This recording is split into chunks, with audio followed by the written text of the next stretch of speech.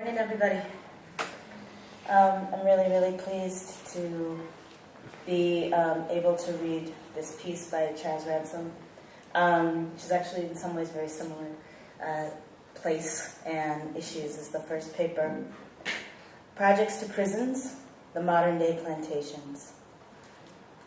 From 1993 to 2001, Andrew Cuomo, who was Clinton's White House Cabinet Secretary for Housing and Urban Development, or HUD, authorized his father, Mario Cuomo, then governor of New York State, to use HUD funds to build more prisons instead of low-income housing for the poor.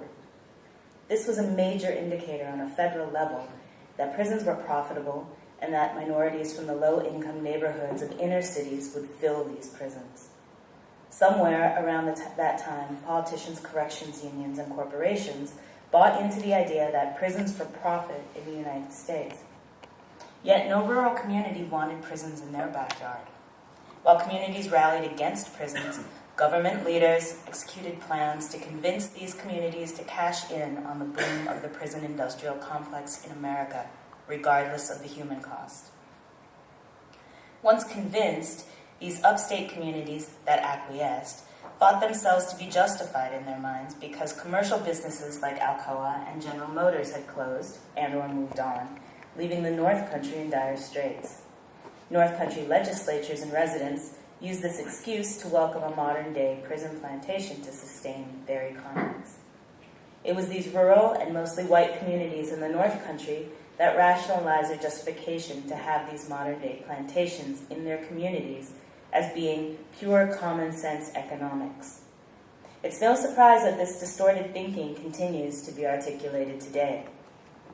In a 14 February 2010 article in the Advance News, St. Lawrence County's Sunday newspaper, the executive director of the St. Lawrence County Chamber of Commerce, Patricia McEwen, wrote in support of this twisted rhetoric by saying, quote, "Struggling North County communities seeking recession-proof jobs jumped at the opportunity to bring a prison or two to their towns.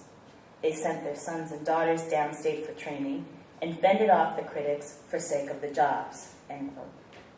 McEwen went on to say that, quote, "Soon, 13 state-run incarceration facilities with their all-male inmate populations and their gated exteriors sprang up across the northern tier, bringing with them great-paying state jobs and sweet benefit packages." Reading that, it seems that the business of prisons for profit was great while it lasted, but clearly proof that prisons are not the sustainable economic development needed in the North Country. Now, some 20 years later, as New York State is faced with a budget deficit of more than $14 billion for fiscal year 2010 alone, current Governor David A. Paterson and the state legislature have to do something to close this enormous gap. A realistic proposal presented for approval is to reverse the trend of prisons for profit by closing 10 to 12 medium security and 4 maximum security prisons, all in the North Country. It just makes fiscal sense, but not if Patricia McEwen has her way. She further claims, quote, that the loss of 287 professional jobs at Ogdenburg Medium State Prison and even more related services and business contracts would mean that families would have to make do with old cars and trucks. It means no school clothes or winter coats.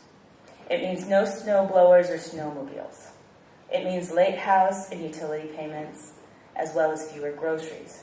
And forget college tuition, health insurance, dinners out, or flowers on Valentine's Day. End quote. It is shameful that this conversation is decidedly one-sided in North Country media. Also, not one article by residents or representatives in this area mentions prisoners are people with humanistic or redemptive value. We are merely modern-day slaves, a commodity.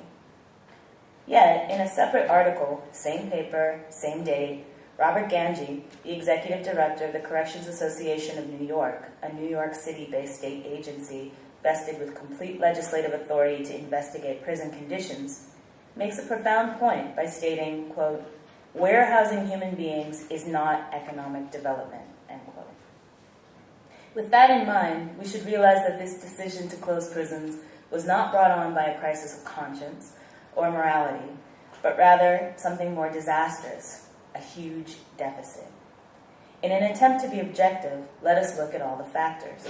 According to the Division of Criminal Justice Services, crime is down nationwide. With the crime rate down, less people are convicted and sent to prison. In addition, an even more interesting recent statistics released by the Division of Criminal Justice Services cites that 399 A1 violent prisoners, the top category, were released between 2005 and 2007. The statistics show that of the 399, 385 prisoners were incarcerated for murder or attempted murder. To date, not one of the 399 A1 ex-prisoners released returned to prison. That means no bodies to fill the 10 to 12 medium or the 4 maximum prisons mentioned above. If these prisons cannot function at capacity, they should be closed. It is common sense. Closing 10 to 12 medium security prisons or 4 maximum security prisons could save New York State more than $89.5 million annually. That is $1.79 billion that could have been allocated for the last 20 years to fund programs, jobs, and housing to address the needs of low-income communities and those affected by prison, instead of wasted funds spent warehousing human beings for phantom profit. Especially since these same individuals will have to one day return some low-income community dysfunctional and completely disenfranchised. But since this money will not be available, North Country representatives, Democrat and Republican, together will have to earn their keep. They will have to think of new ways to entice commercial businesses back to the region with economic development projects focused on long-term sustainable growth. And they will have to get started soon. The lesson that should be learned from the elimination of those alleged recession-proof prison jobs is that it does not pay to profit off pain, misery, and circumstance of others, especially when your life and the lives of your children depend on it.